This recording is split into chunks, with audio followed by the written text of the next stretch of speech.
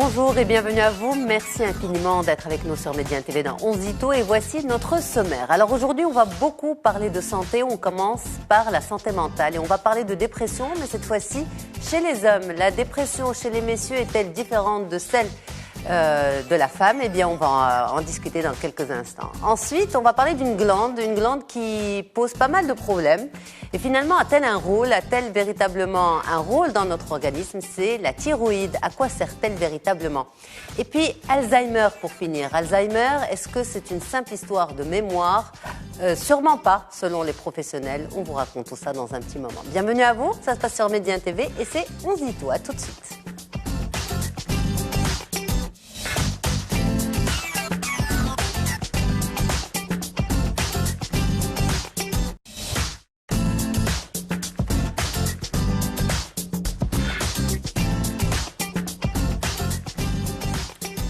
Merci beaucoup d'être avec nous, Mahba Bikoum. C'est un plaisir de vous retrouver une nouvelle fois pour tous ces sujets. Alors, la dépression masculine, c'est avec vous et c'est dans quelques instants, Dr Atman Lorabi. Bonjour. Bonjour, Yasmine. Merci infiniment d'être là. Vous êtes médecin psychiatre et psychothérapeute. Mahba. À côté de vous, Dr Marjan Benjeloun. Bonjour, docteur. Bonjour, merci Yasmine. infiniment d'être là. Avec plaisir, c'est toujours un plaisir. Merci beaucoup. Vous êtes médecin gériatre et avec vous, Alzheimer n'est pas qu'une histoire de mémoire. C'est beaucoup plus complexe que ça. On va passer ça en revue. Ce matin avec vous. Bien sûr. Et puis, cette histoire de glande thyroïde, docteur Sabrine Stioui, justement, à quoi sert la thyroïde? C'est bien une glande. Oui, effectivement. Et qui pose pas mal de problèmes de santé. Mais finalement, on se dit, à quoi ça sert? Est-ce que ça joue un rôle? Eh bien, apparemment, c'est un véritable chef d'orchestre. Effectivement. Mais ouais. vous allez nous expliquer pourquoi aussi ça peut se dérégler. Oui. Merci infiniment d'être là. Merci à vous. Vous êtes bien installés? Tout le monde va bien? Oui. On peut commencer? Parfait. Alors, on va parler de dépression, sans vouloir vous déprimer, mais justement, uniquement pour faire, on va dire, un peu plus de prévention et de sensibilisation. À tout de suite.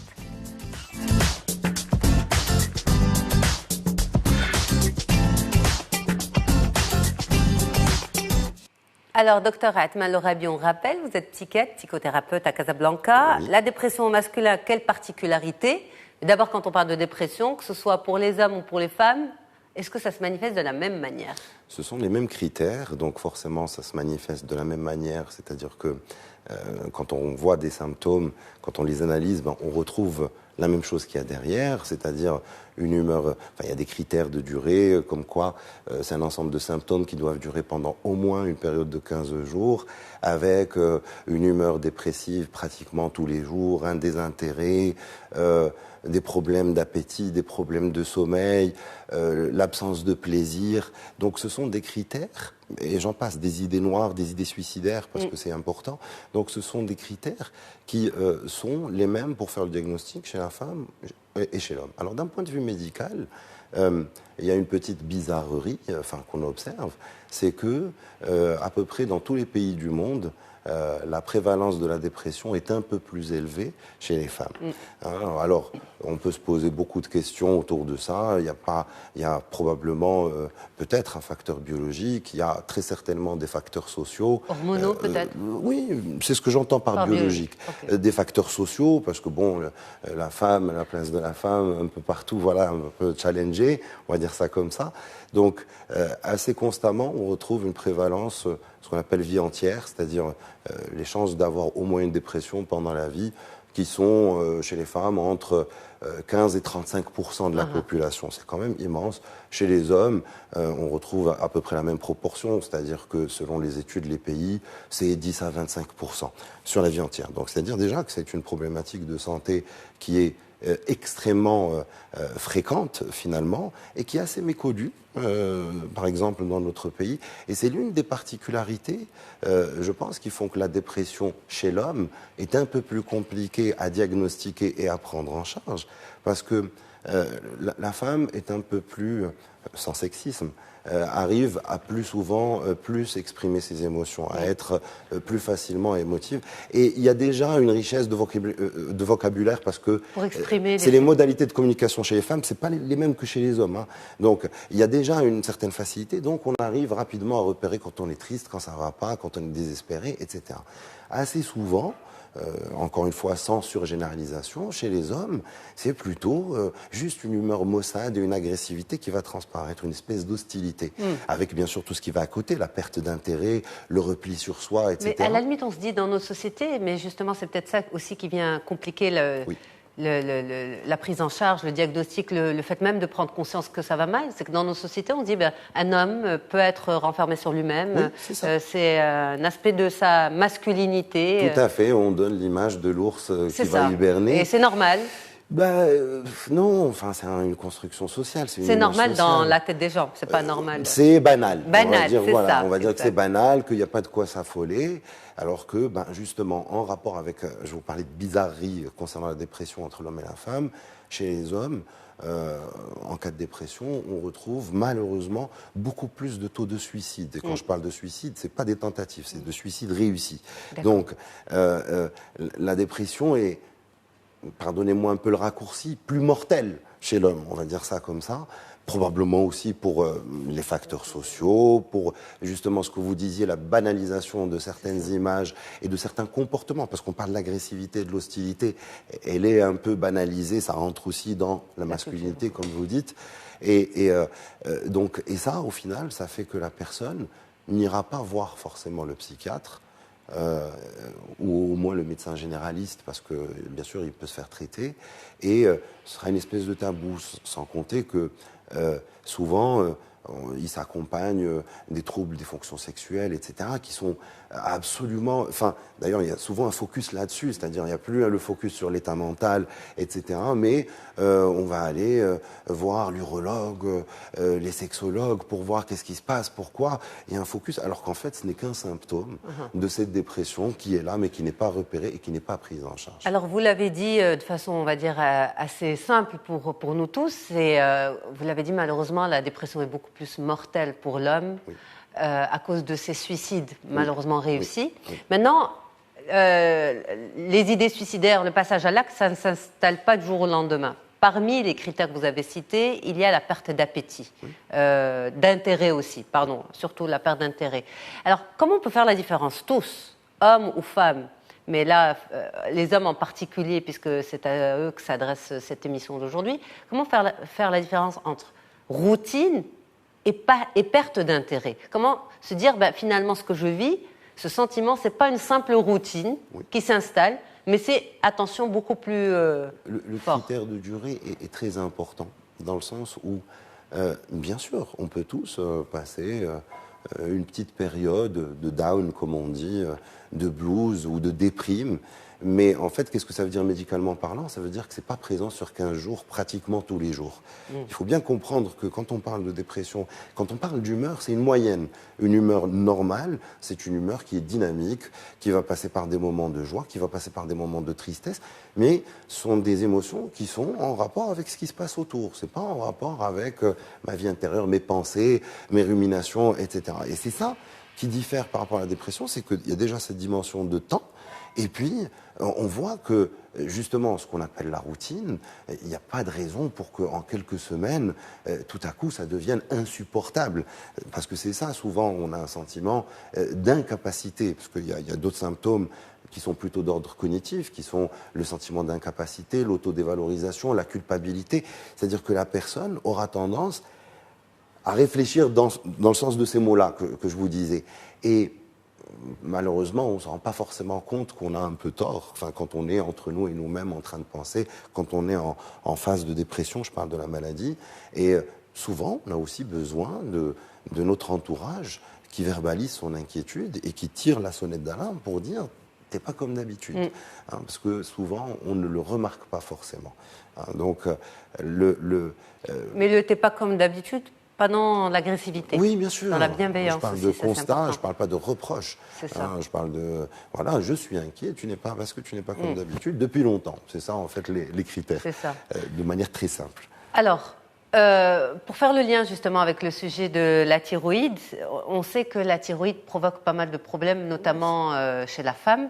Est-ce que les troubles thyroïdiens existent aussi chez l'homme ? Et est-ce qu'ils sont justement est-ce qu'ils se manifestent également par une dépression?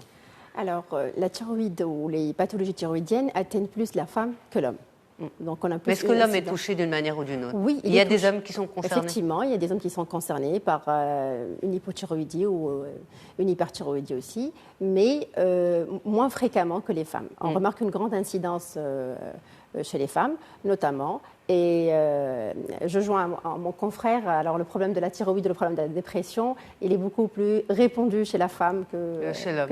Mais par exemple, est-ce que on peut trouver un problème de dépression dû à un problème biologique chez l'homme? Oui. C'est possible. Alors, et souvent, justement, la notion d'andropause à partir d'un certain âge, c'est ça qui est un peu alerté, mais on sait que, par exemple, en cas justement d'hypothyroïdie, on peut avoir une dépression qui se manifeste, ou au moins des symptômes qui ressemblent fortement.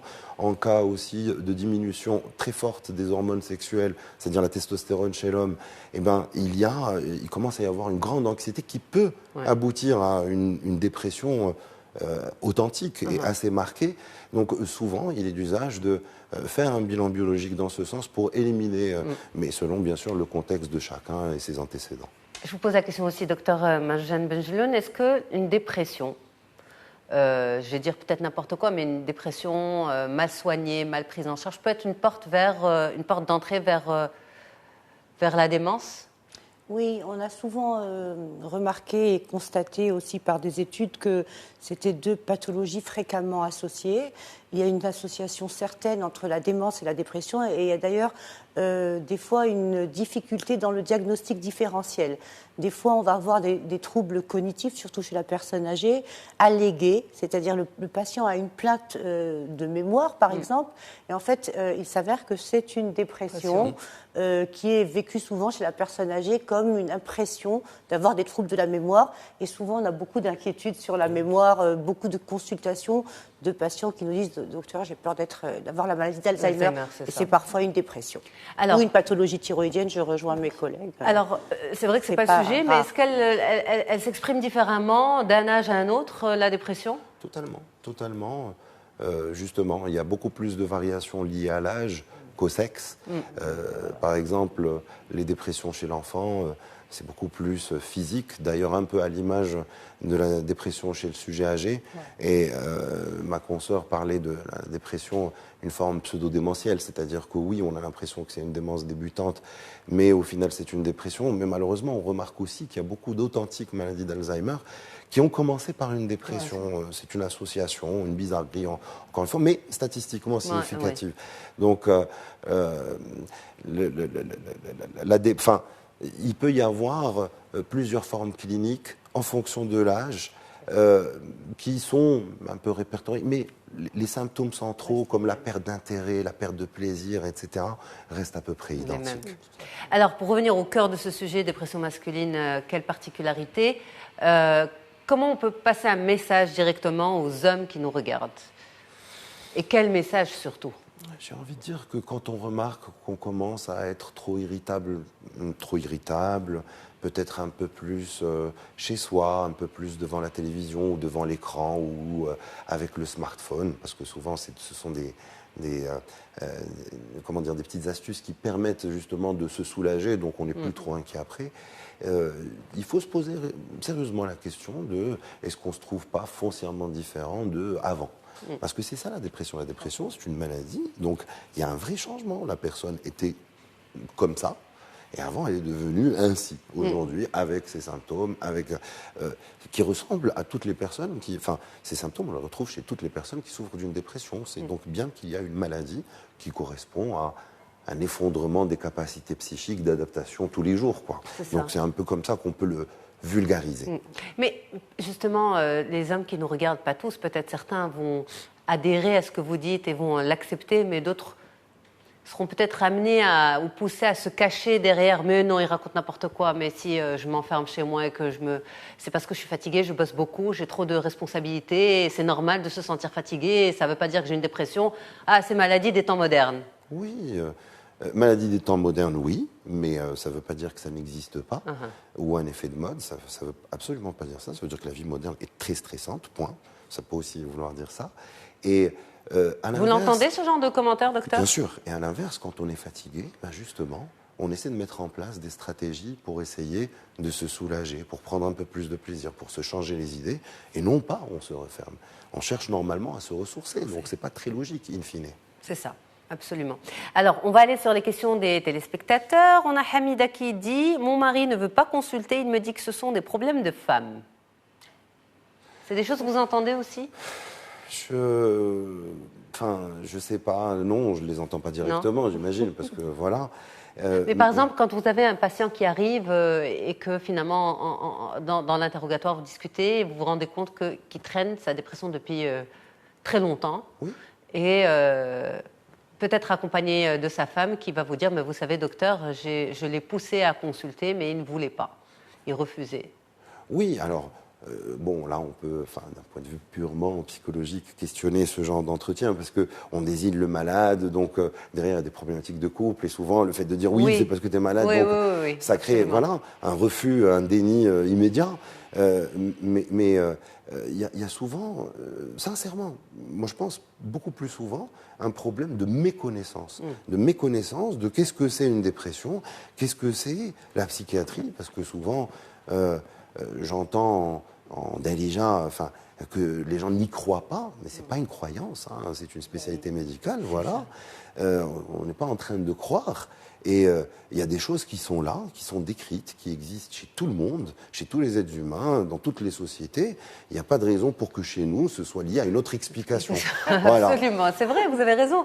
Parfaitement, c'est un tableau clinique, c'est une pathologie avec ses symptômes, son diagnostic, sa prise en charge. Etc. C'est vrai. En fait, ce même monsieur aurait un diabète, aurait une hypertension, aurait un autre problème. Oui et non, mais en vrai, parce que les gens qui ont un diabète et une hypertension, on remarque qu'ils ont d'énormes problèmes d'observance, de traitement aussi, parce qu'il s'agit de prendre un médicament de manière chronique, et donc je pense que effectivement, ça décourage même les personnes quand elles sont au courant de qu'est-ce qui se trame, quelle est leur pathologie, à quoi ça correspond, et que ça a du sens, que ça ait du sens. Alors, l'autre question nous vient de elle, c'est plutôt un commentaire. Alors, plus je grandis, plus je réalise que la distance que mon père a eue avec nous n'est pas que culturelle. Oui, justement, c'est là qu'on se rend compte que ce mythe du papa marocain, on va l'appeler comme ça, avec l'âge, avec la distance, avec la maturité, si on le décompose, on se rend compte que dedans... il y a certaines petites choses qui peuvent inquiéter, du repli, trop de méfiance, des choses comme ça. Je ne vais pas aller dans le détail, mais c'est juste pour dire que, justement, la distance n'est pas culturelle. Elle est là, il faut l'interroger. Il y a plusieurs raisons probablement, mais elle n'est pas que culturelle. Mais elle n'est pas que culturelle, absolument. Il ne faut pas lui en vouloir non plus, Ali. Hein. Peut-être l'information n'existait pas forcément avant. C'est ça, parce qu'en plus, ça peut créer des problèmes de famille, on peut en vouloir à ses parents. Même les traitements, on peut se poser la question, parce que quand on parle de notre contexte au Maroc, la psychiatrie est encore très jeune. Et de manière générale, la psychiatrie est une spécialité jeune. Donc voilà. C'est ça. Merci beaucoup, Dr Atmal Lorabi. Et je pense que les sujets à venir vont vous interpeller également. Donc on continue la discussion ensemble. Cette fois-ci, on va parler de thyroïde. Je vous l'avais promis, cette matinée est vraiment une matinée santé, pleinement. Donc la thyroïde, à quoi ça sert? C'est tout de suite.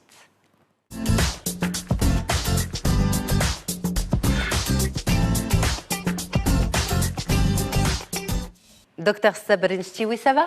Vous êtes bien installé? Oui. On y va pour notre sujet. Alors, la thyroïde, à quoi ça sert? Parce qu'on se dit, d'abord, je rappelle, vous êtes médecin nutritionniste. Et en fait, on se pose la question parce qu'il y a tellement de problèmes autour de la thyroïde. Donc, hypo, tumeur, enfin, toutes ces choses-là. Il y a un dérèglement qui peut toucher cette glande. Et on se dit, mais puisqu'elle pose autant de problèmes, j'ai presque envie de la comparer à la prostate chez les hommes. Je ne sais pas, mais...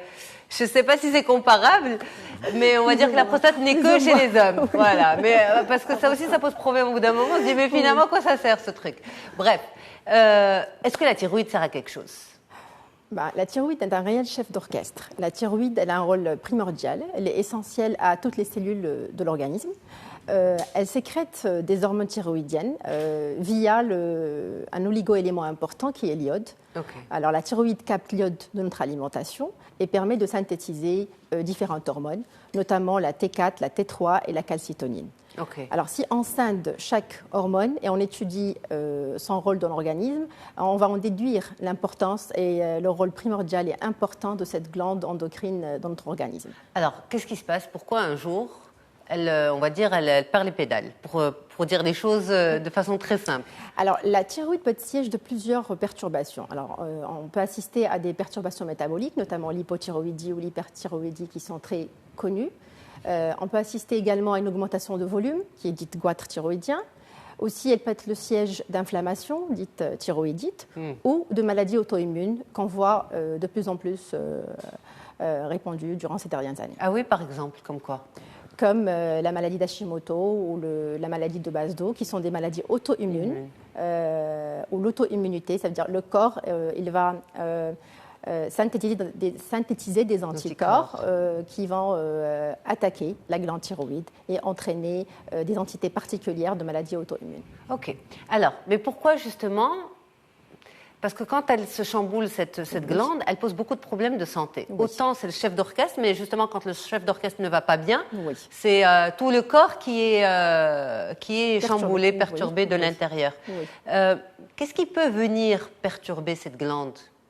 Parce que des fois, on ne sait pas pourquoi on fait une hyper ou une hypothyroïdie, par exemple, les plus répandues, les plus connues. On ne sait pas, en fait. Et, le corps se dérègle, il y a certains symptômes qui amènent à la consultation et puis le couperet tombe. Mais on se dit, pourquoi? On va dire, il y a d'autres maladies qui sont... qu'on peut prévenir. L'hypertension, eh bien, l'obésité, le diabète. Enfin, il y a des critères qui sont clairs et nets. Oui. Mais pour la thyroïde, est-ce qu'il y a des critères aussi? L'hypothèse la plus répandue est le manque d'iode dans notre alimentation. Parce que la thyroïde, pour synthétiser ces hormones, elle a besoin de capter cet oligoélément. Or, notre corps ne fabrique pas l'iode. L'iode, il existe ou il est répandu dans l'alimentation. Ça veut dire que si on n'a pas assez de besoins, ou là, on ne couvre pas les besoins quotidiens suffisants en iode, on peut entraîner un dérèglement thyroïdien, surtout notamment l'hypothyroïdie. Par contre, les autres hypothèses, ils se dirigent plus vers des mécanismes auto-immuns, ça veut dire des mécanismes qui ne sont pas très bien élucidés jusqu'à présent, notamment dans les cas de maladies auto-immunes. Ok. Par rapport à l'iode, justement, comment faire le plein? Puisque c'est ça toute la, on va dire, la prévention possible. Effectivement. Alors, les besoins quotidiens varient entre 150 à 250 microgrammes. Normalement, on trouve assez d'iode dans notre alimentation quotidienne. Il est présent dans les laitages, dans les poissons, les crustacés, les mollusques, le sel de mer. Oui.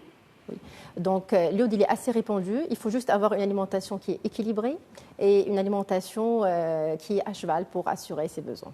Alors, est-ce que, par exemple, vous savez, les enfants, quand ils sont encore très jeunes, ils ont une alimentation assez anarchique. Vous avez certains qui... ça vous fait sourire, docteur? Ça vous parle?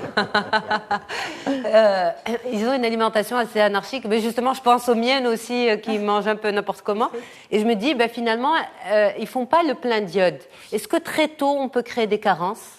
Oui. Est-ce que il faut créer un capital vraiment dès le début de sa vie? Oui. Alors, il faut créer le capital depuis la vie fœtale, parce que la thyroïde joue un rôle depuis la vie fœtale. Ça veut dire qu'elle agit sur le fœtus, sur le développement du système nerveux du fœtus. Okay. Elle agit sur la croissance de l'enfant après, sur le développement du squelette, de l'entretien de l'os. Donc la maman doit bien manger, équilibré, déjà pour démarrer le capital. Effectivement. C'est pour ça que quelquefois on supplémente la femme enceinte, notamment si elle a des carences en iode ou d'acide folique, pour permettre le développement du système nerveux central. C'est ça. Et de là, le nom de chef d'orchestre pour la thyroïde, parce qu'elle a un rôle qui est tellement important dans la biosynthèse des protéines, dans le métabolisme des nutriments, un rôle dans la thermorégulation, ça veut dire qu'elle régule la chaleur corporelle. C'est ça. Elle a un rôle dans le métabolisme global, elle agit sur le muscle, sur le système digestif, sur le cœur, sur la qualité des cheveux, les qualités de la peau. C'est pour ça que la thyroïde a un rôle qui est aussi important et elle influe sur plusieurs fonctions de l'organisme. Alors, on va revenir sur le plein en iode, juste après une courte pause, pour les petits et pour les grands. Ça, c'est très important pour pouvoir constituer ce capital et surtout le préserver tout au long de sa vie. À tout de suite.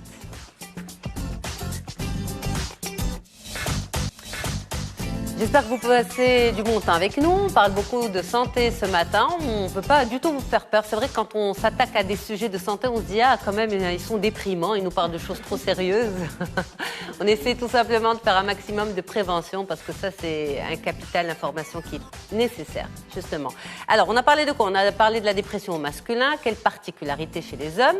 On va parler tout à l'heure d'Alzheimer. Est-ce que c'est une simple histoire de mémoire?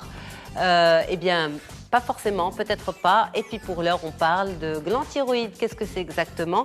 Et pourquoi ça pose autant de problèmes pour le corps? Et finalement, puisque ça pose autant de problèmes, à quoi ça sert? Est-ce que c'est important? Vous l'avez dit, Dr Sabanesh Chewis, c'est le véritable chef d'orchestre du corps, et de l'organisme plutôt. Et pour le faire marcher, ce chef d'orchestre, eh bien, il a besoin d'iode. Oui. Donc, constituer son capital d'iode, c'est nécessaire.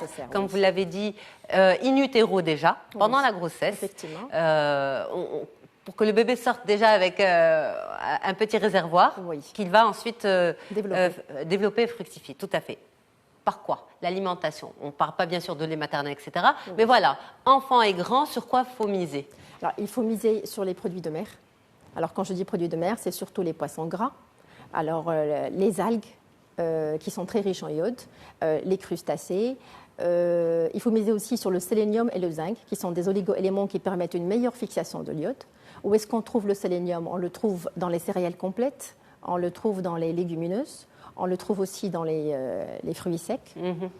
Pour le zinc, on le trouve aussi dans les crustacés, dans les produits de mer également comme l'iode, mais on le trouve dans les graines de citrouille, dans les graines de lin. Donc si on associe l'iode avec du sélénium, avec du zinc, on a une meilleure absorption, une meilleure assimilation.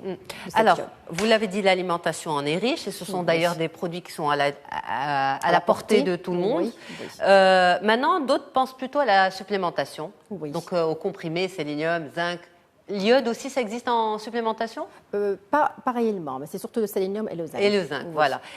Est-ce qu'on peut faire une supplémentation en automédication? Est-ce qu'il n'y a pas aussi le risque de l'automédication dans ce genre de complément alimentaire? Effectivement, il y a un risque de toxicité parce que le sélénium, le zinc, ils sont bons pour la santé, mais à des doses vraiment déterminées, précises. Effectivement. Okay, il y a un risque de toxicité, notamment pour le foie, parce que c'est notre foie qui métabolise la plupart des vitamines et des oligo-éléments. Donc, de préférence, avant de supplémenter en sélénium, en zinc, il vaut mieux faire un bilan biologique. On peut faire un bilan sélénium, zinc. On peut demander ces dosages-là? C'est possible? Alors, on peut demander, par exemple, un ionogramme sanguin, BHE, avec calcémie, et aussi un dosage de sélénium et de zinc. Comme ça, on voit aussi le capital en potassium, en magnésium, en différentes vitamines, en différents sels minéraux, pour vraiment assurer une bonne supplémentation. OK. Alors, maintenant, quand la thyroïde commence à poser problème, qu'est-ce qu'on fait pour rétablir? Donc, il y a bien sûr la prise en charge. Oui. Mais je me rends compte, pas mal de personnes qui ont ce genre de problème ont aussi des problèmes d'humeur. C'est-à-dire que la thyroïde touche l'organisme, mais atteint aussi l'humeur. Et donc, les personnes ont justement cette sensation d'être à fleur de peau, d'être irritable. Absolument, ce genre de choses, docteur. Tout à fait, aussi bien les hyper que les hypothyroïdies, avec deux petits mécanismes différents. Mais grosso modo, l'hyperthyroïdie, la personne est hyper nerveuse, avec des palpitations tout le temps, elle a du mal à dormir, elle a tout le temps chaud. Et donc, forcément, ça impacte au bout de quelques jours. On est irritable, en termes d'humeur.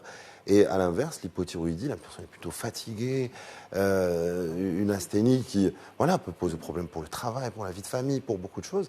Et donc, ça aussi, forcément, ça met en défaut. En tout cas, ça crée du stress et qui peut réellement déclencher, qui peut aboutir à une dépression. Parce que ces personnes sont sous traitement. Mais souffrent de ces autres problèmes-là. Est-ce qu'il faut, à ce moment-là, une prise en charge aussi?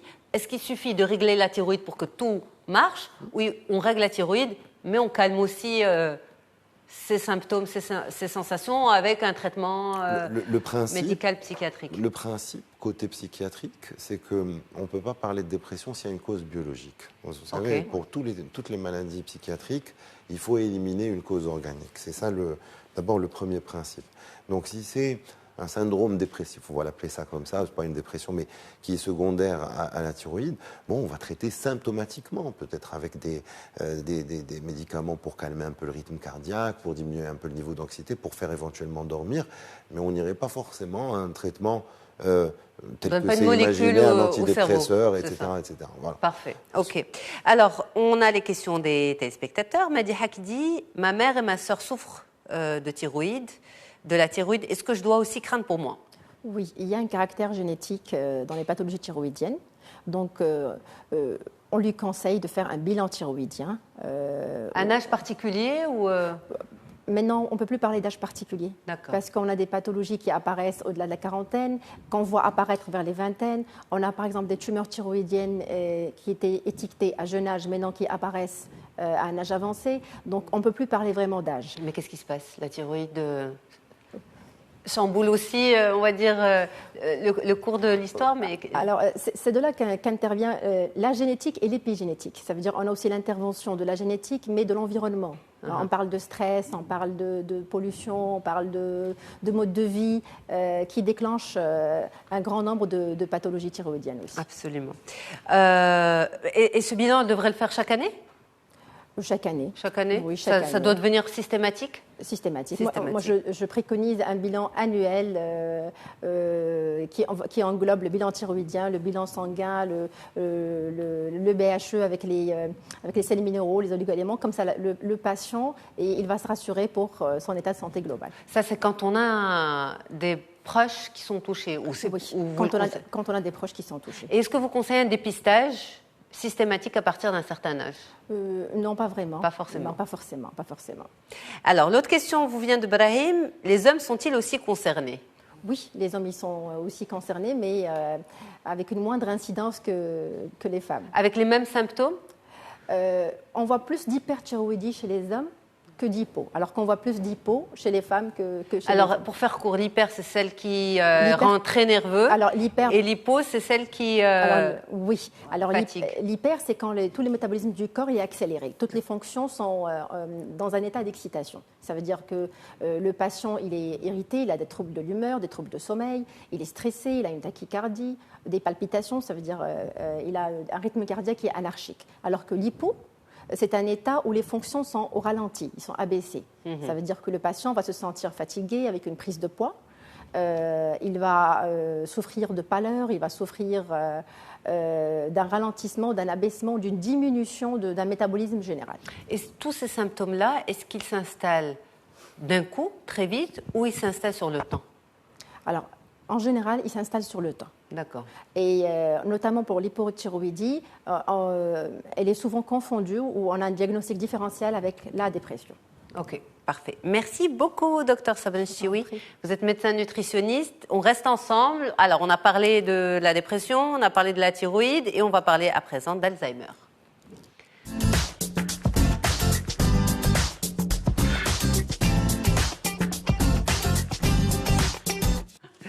Merci beaucoup d'être là, Dr Marjan Benjeloun. Vous êtes médecin gériatre. Oui. Alors, on va rappeler quand même votre spécialité qui est relativement jeune et rare au Maroc. Donc, la gériatrie, c'est quoi au juste? Alors, je suis interniste à la base et puis c'est vrai que j'ai eu une passion... alors, avec la pédiatrie, j'y arrivais pas, j'avoue. J'ai eu une passion pour les personnes âgées et donc la gériatrie, donc les pathologies des personnes âgées, c'est une spécialité, en tout cas en France, depuis 2004.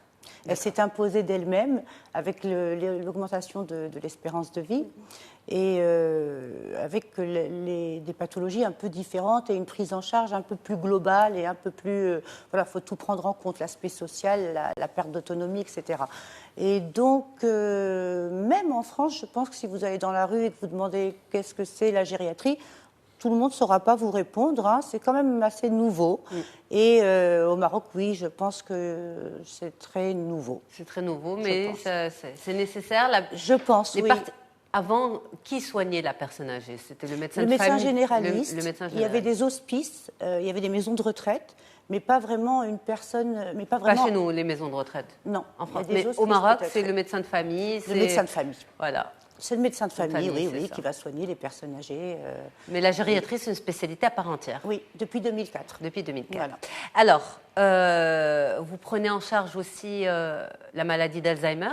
Oui, dans le cadre de la gériatrie, effectivement, la maladie d'Alzheimer et l'âge est un facteur de risque. Donc, effectivement, la maladie d'Alzheimer a une incidence beaucoup plus élevée chez la personne âgée. On parle de près de 10% après 65 ans et près de 20% des personnes ont une démence de type Alzheimer après 75 ans. Donc, c'est des chiffres impressionnants quand même. Alors, votre prise en charge à vous en tant que médecin gériatre, c'est plutôt le côté humain de la maladie et moins le côté scientifique, neurologique?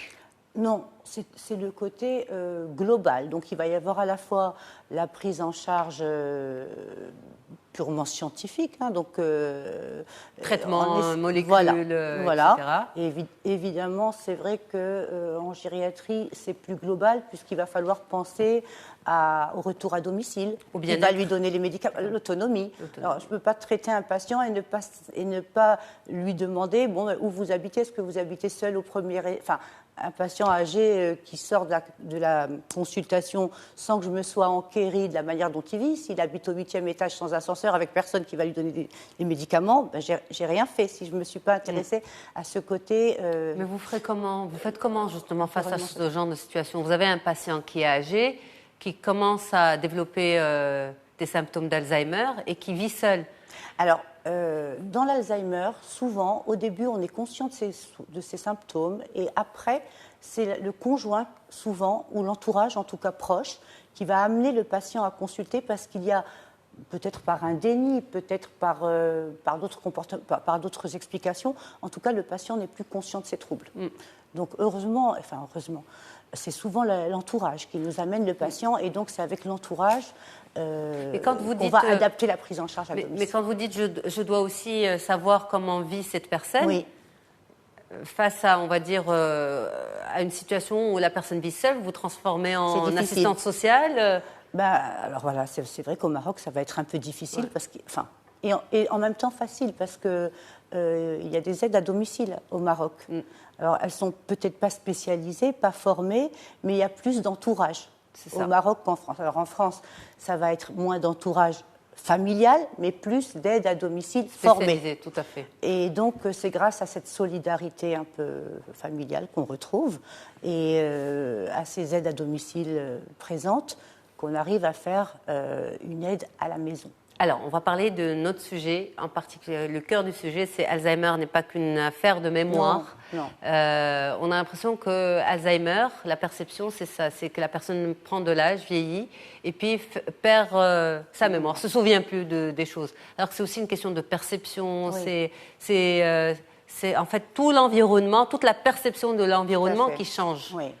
Alors, la maladie d'Alzheimer au stade de démence, ça veut dire au stade où il y a une perte d'autonomie, c'est 70% des démences. Hein. C'est pas toutes les personnes qui ont une altération neurologique comme ça qui sont atteintes d'Alzheimer, c'est 70%. Ensuite, ils ont raison, les gens, parce que la démence de type Alzheimer, il y a aussi les démences vasculaires après un AVC. C'est le deuxième, par ordre de fréquence, c'est la deuxième. La démence de type Alzheimer, c'est d'abord une histoire de mémoire. Donc les gens n'ont pas tellement tort. Oui. Mais c'est réducteur quand même du patient, parce qu'on réduit le patient à sa mémoire. Il ne se souvient plus. Ah mais il se souvient plus. Vous avez raison, évidemment que ce n'est pas qu'un problème de mémoire, mais c'est souvent ça qui l'amène à consulter, parce que c'est ce qui est connu. Oui, c'est ça. Oui, c'est ce qui est apparent, c'est ce qui amène à consulter. Mais c'est aussi une personne avec des émotions, c'est aussi une personne avec des sentiments. Et on a tendance, en fait, à penser, à croire qu'une personne qui ne se souvient plus est une personne qui ne ressent plus. Ah oui, non, alors effectivement, c'est absolument pas ça. Et quand même, je pense, et puis je pense que vous serez d'accord avec moi, que la démence, c'est peut-être la transformation la plus bouleversante qui peut arriver à une personne âgée vieillissante. On a tous peur. On dit tous moi je veux bien vieillir, mais pourvu que j'ai toute ma tête. Donc oui, c'est des gens qui ressentent en tout cas au début un bouleversement et qui ont très très peur. D'ailleurs, la plupart des consultations, c'est des gens qui viennent vous dire docteur, je pense que j'ai la maladie d'Alzheimer, j'oublie.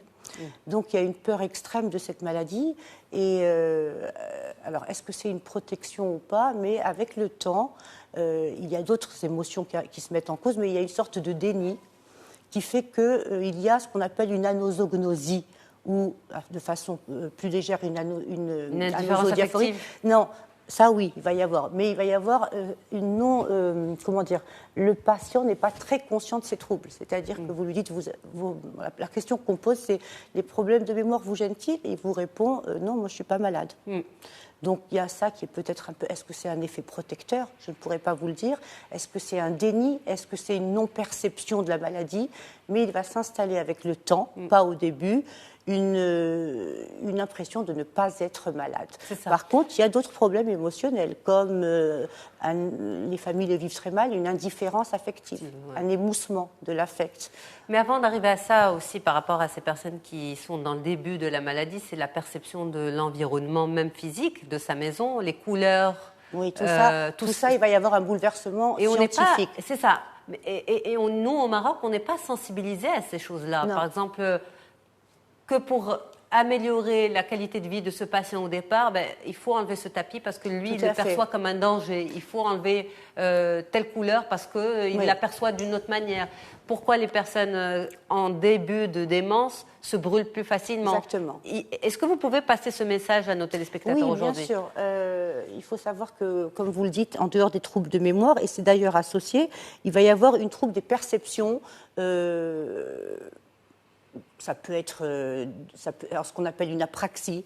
Bref, le terme est scientifique, mais c'est pour dire qu'il peut y avoir un trouble de perception, non seulement des couleurs, mais des perspectives dans l'espace. Tout à fait. Et donc, les deux risques les plus importants qu'on constate, c'est le risque de chute, vous l'avez dit.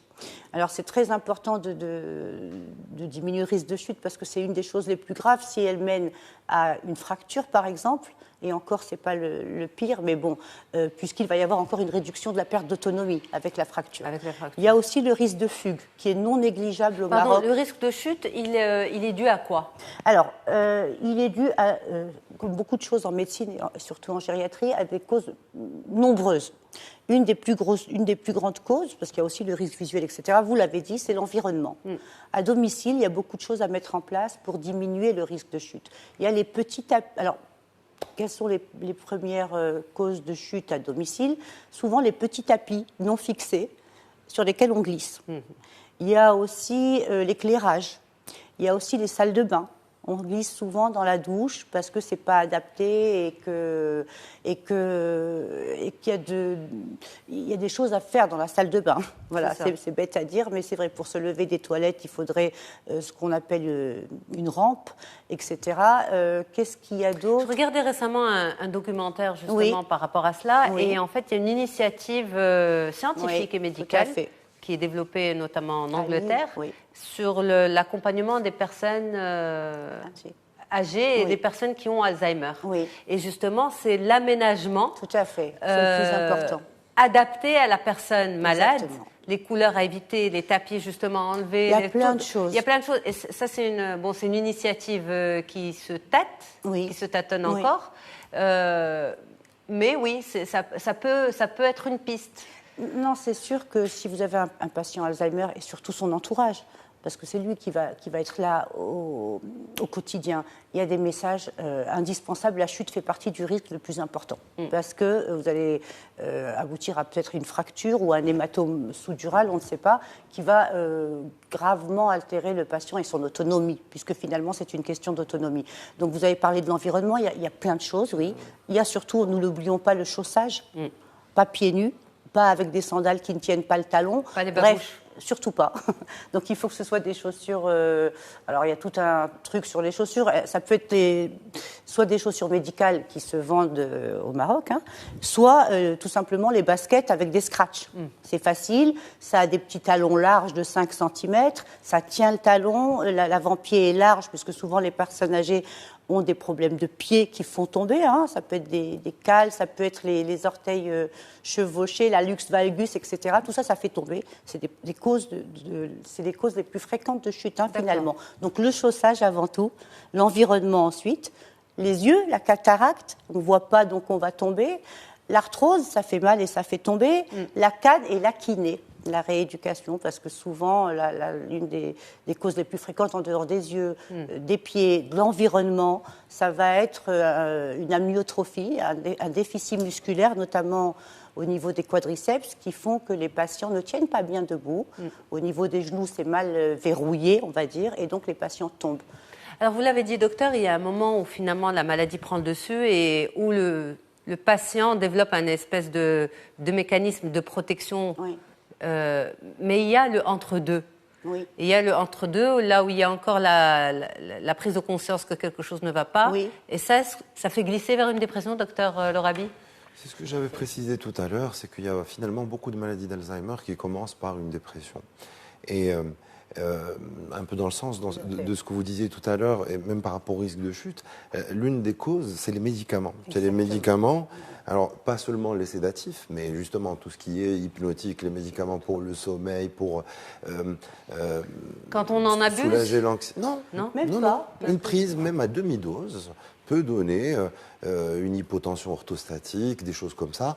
Même pas ce genre de médicaments. Les antihypertenseurs, par exemple, pour les gens qui ont une hypertension artérielle, voilà, il y a un risque qui est inhérent au traitement. Et ça, c'est ça la belle spécificité de la gériatrie, c'est qu'il faut penser à tout ça en même temps. Hein. C'est-à-dire que même quand il y a quelque chose qu'on peut traiter, il faut se poser la question de est-ce qu'on ne va pas plus nuire qu'autre chose, hein, à travers ce genre de risque.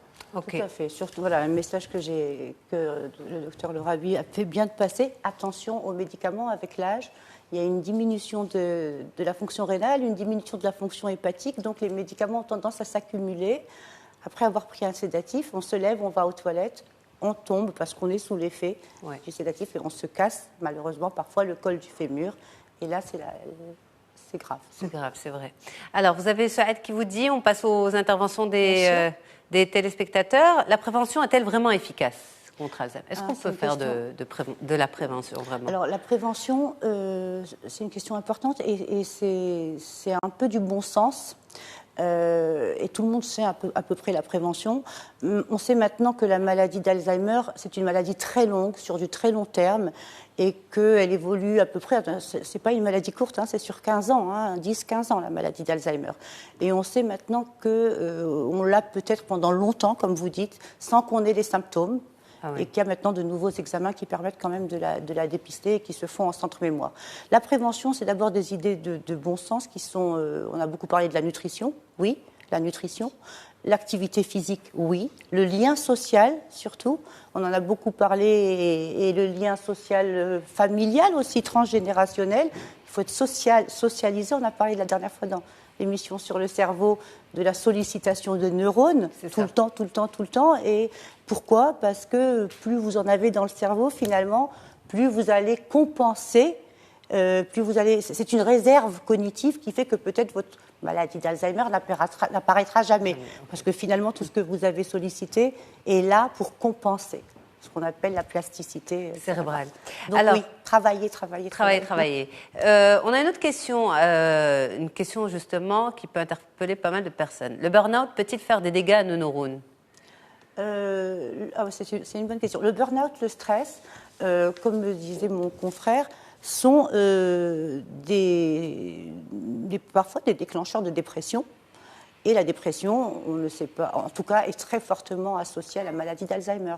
On a des chiffres comme, pas faire peur les gens, mais bon, quelqu'un de déprimé peut avoir 6 fois plus de risque de développer une maladie d'Alzheimer. Donc, il est clair qu'il y a des associations entre le burn-out, le stress, la dépression et cette maladie d'Alzheimer. Un petit mot là-dessus, docteur, burn-out et neurones. Il ne faut pas confondre burn-out, parce que le burn-out, c'est devenu un diagnostic. Non, c'est une dépression, mais en lien avec la détérioration des conditions de travail. C'est ça, en fait, la traduction de burn-out. Je pense que la question parle plutôt de stress. Et moi, je vais vous dire, tout ce qui nous impose de la contrainte, biologiquement parlant, ça crée du stress. Et le stress, il est nocif pour à peu près toutes les cellules. Donc ça... Absolument. Ça détruit tout. Merci infiniment d'avoir été là. J'espère qu'on ne les a pas déprimés ce matin. On finit par un grand sourire général. Ça, c'est top. Voilà. Merci beaucoup tout le monde. Merci, Dr Ratman Dorabi, Dr Sabrin Chioui, Dr Marjan Benjeloun. Merci d'avoir été là pour les téléspectateurs. À très très vite sur Médiane TV. Au revoir.